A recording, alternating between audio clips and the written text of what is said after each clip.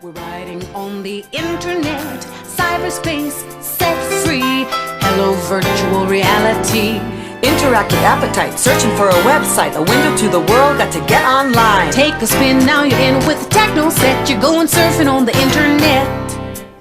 The internet is a vast and often confusing place. It's also something we heavily rely on. In recent years, however, the nature and dynamic of internet culture has shifted dramatically, going from what was often compared to the Wild West to now being considered something that is heavily governed by its users, promoting a politically correct usage of this public space. This highlights an interesting aspect to internet culture: its ability to change extremely quickly. In this case study, I aim to research and highlight the history of internet culture and how it's changed throughout the years, along with highlighting how these changes have impacted how we act as a general population. Has the court of public opinion always been prevalent online, or is this a recent addition to the online population?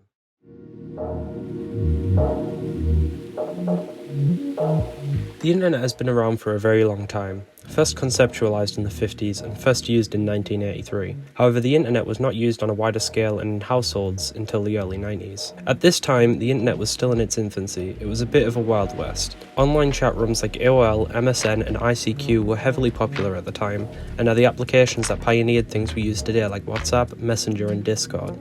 Anybody with an internet connection and knowledge of HTML could make their own website, and lots of people did. Things like internet privacy and knowledge on viruses, malware, and ransomware was information that wasn't widely understood yet. The dangers of the internet hadn't been entirely explored or covered yet. The internet was also largely used for informative purposes, and online communication was still in its earliest stages. There isn't much to be said about how people interacted with each other on the internet at this time, as it was still a new concept to people. Private messaging was present at the time, but large-scale communication and reaching large audiences was still an untapped reservoir.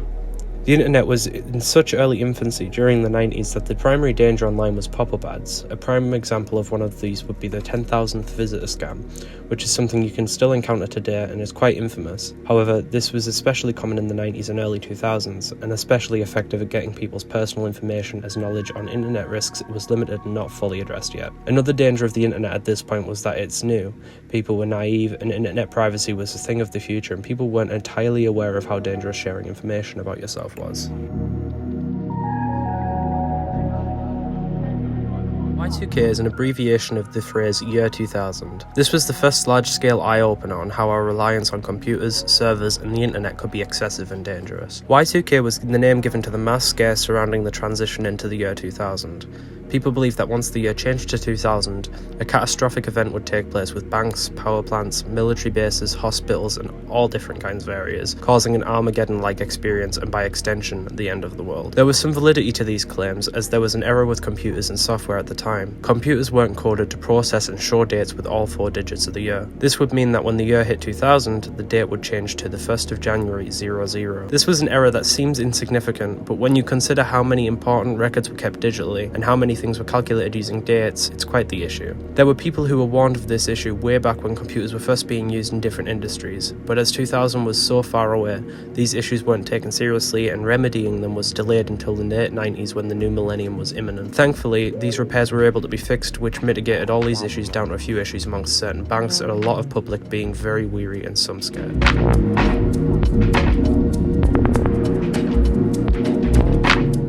At this point, the internet was growing at a very fast rate. Computers were increasingly common in households, and more resources were being introduced. Internet messaging services were on the rise, and internet forums were extremely common. Social media and content sharing platforms like YouTube, MySpace, and Facebook were becoming household names, and people were more connected than ever. People would share aspects of their lives and communicate through this on public statuses, and this was the start of large-scale public communication we see today. Internet messaging boards like Reddit and 4chan were also growing at this time. These platforms were forum-style message boards that allowed users to practice free speech in their respective communities. A key feature of 4chan specifically is that it allowed for users to do this whilst remaining completely anonymous, something that would become much more harmful later. Malware and viruses were growing more common, with worms like I Love You which caused millions in damages. However, it did highlight the importance of internet privacy and make people more skeptical of what they clicked on and downloaded from the internet. Another prominent usage of the internet at this time was piracy. This was made possible by file sharing platforms like Mega and LimeWire. The internet was growing.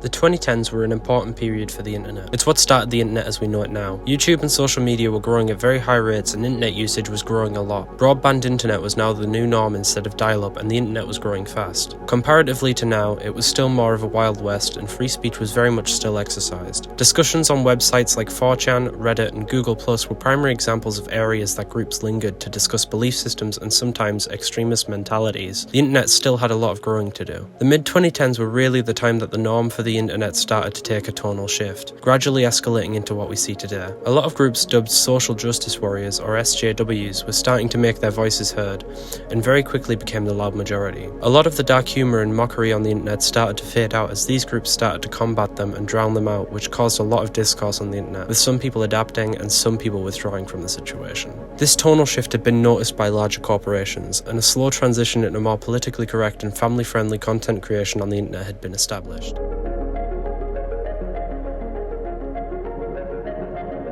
There was, however, an event that caused this shift to happen a lot quicker. Felix Kjellberg, informally known by his internet alias PewDiePie, created a video that he claims to highlight the extent you can push Fiverr, especially in terms of morality. The issue with this is that he took it too far, going as far as to spread anti-Semitic messaging through a video he commissioned on Fiverr, showing it in his video. This caused a lot of issues. Felix lost a lot of his partnerships and sponsors, and news outlets caught on, which caused YouTube's advertisers to catch on and withdraw from YouTube and cease advertising on there. This caused YouTube to crack down on their policies and push a much more family-friendly approach to content creation in a very sudden manner. This heavily affected YouTube creators making content for more adult audiences, as a lot of the stuff that they would cover that these people enjoyed and could relate to was no longer rewarded on the platform, and these creators lost a lot of income.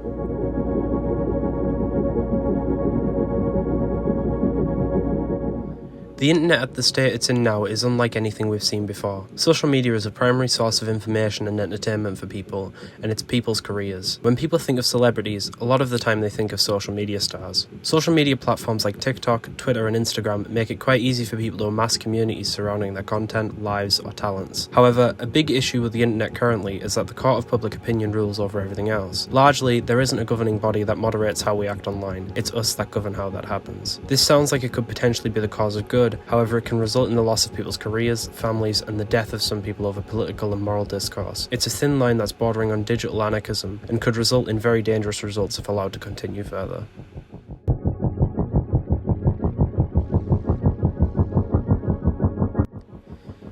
The internet is a great example of great power requiring great responsibility. We have endless information at our fingertips, and the capabilities of the internet grow more and more by the day. Sometimes people can be irresponsible with this power, and as the internet grows on and the power follows suit, the discourse between those that are irresponsible and those that are responsible grows stronger and stronger, and people get overzealous. What I personally think would be best for the internet would be to go back to a clean slate where we have the opportunity to create and establish boundaries and have a more governing body before it spirals out of control. But unfortunately, it already has spiraled out of control. What we can do better going forward is remember to remain vigilant and practice critical thinking skills. We need to remember not to take everything as gospel and not to get in over our heads. The reality of the situation is that people compare the internet of the past to a Wild West. However, it appears that right now it's more of a Wild West than it's ever been before.